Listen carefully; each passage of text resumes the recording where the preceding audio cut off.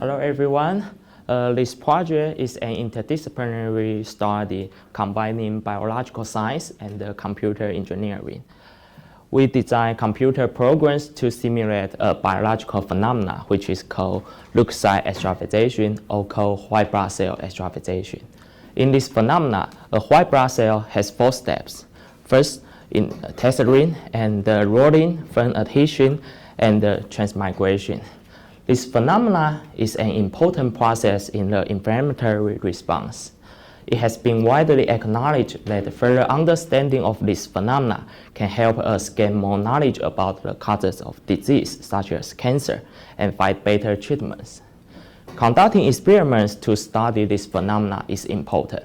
However, it's hard to do, and it's not cheap for both time and money. Computer simulation is a relatively effective and efficient way to do it. It doesn't mean that we need to get rid of the experiments. Actually, combining simulation and the experiments is the best way to explore this phenomena.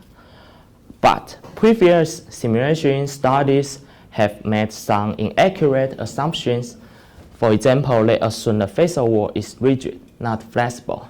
And also, they assume the facial surface is flat, not smooth, as shown on the figure on the top right corner. Now let's look at the real image of human facial. We can see the facial surface is actually uneven. So the scientific questions in my research is, what are the influence of the geometry and the elasticity of the facial wall on leukocyte extravasation?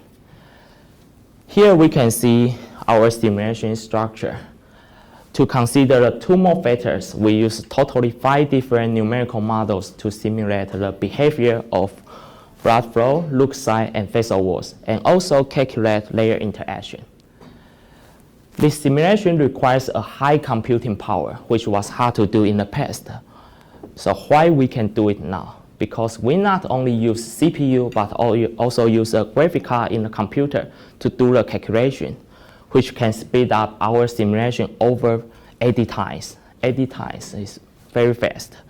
Lastly, I want to talk about why this research is important.